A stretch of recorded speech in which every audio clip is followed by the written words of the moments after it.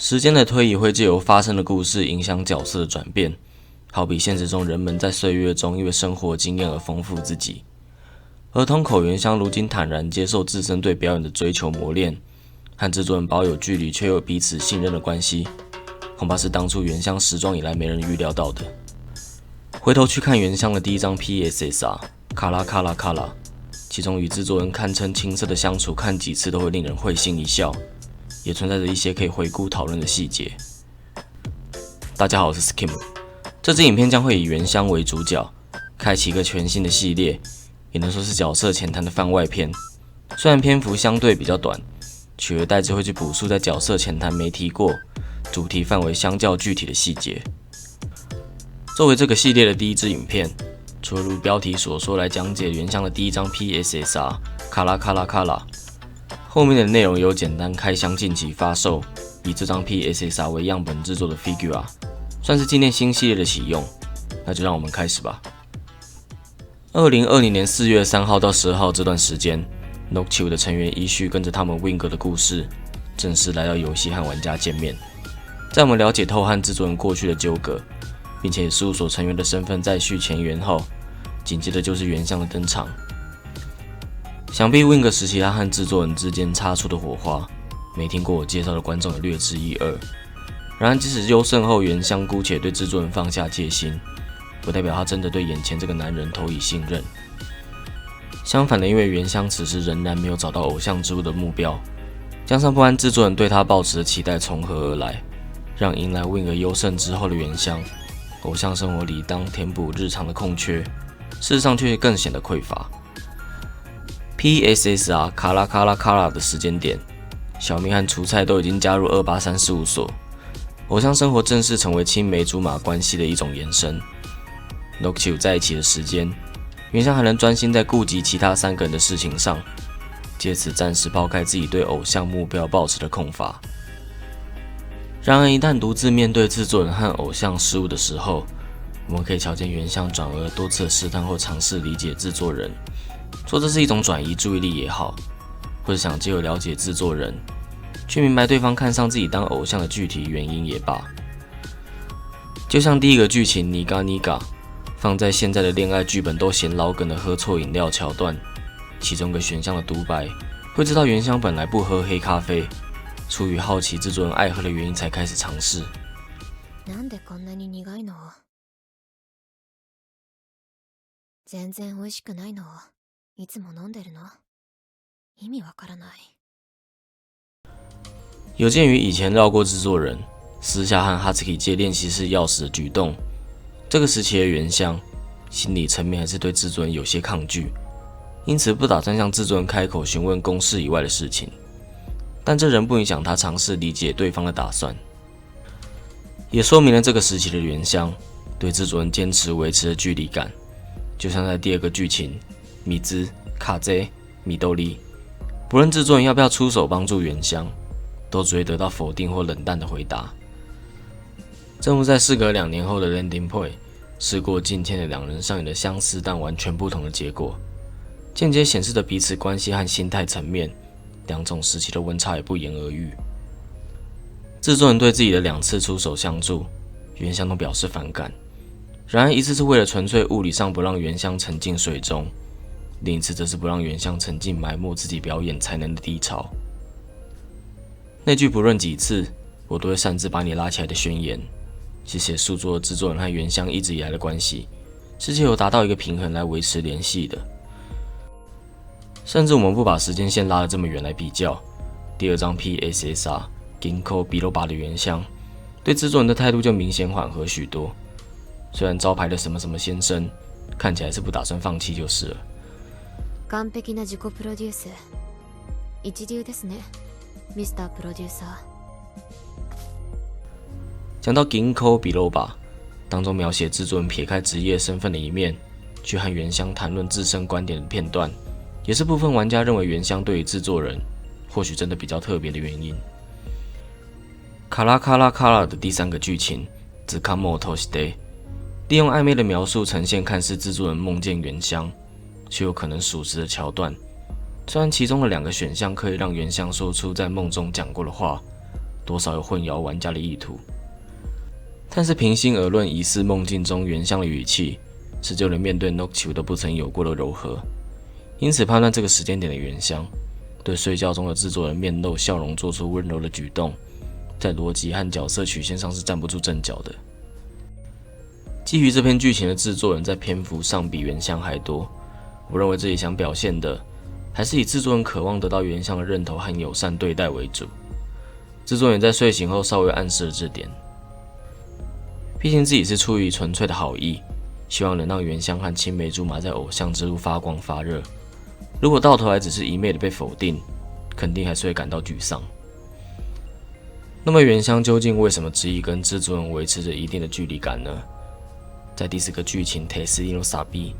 制作人亲口向原香表达了不解和决心，表示有天也想和透、小蜜还有楚菜那样，以对等的身份和原香相处。虽然当下觉得不以为然，不过原香体验到制作人有自知之明，还是愿意谈起对他来说青梅竹马的存在，不是直观用好恶就能一言以蔽之。不惜投身偶像这个毫无兴趣的领域，背后的动机莫过于把青梅竹马视为理所当然的在乎，再次将 Noctiu 在原香心目中的地位，以比较的方式凸显出来。好きとか嫌いとか、あえて考えたりしませんね。一緒にいるのが当たり前なので。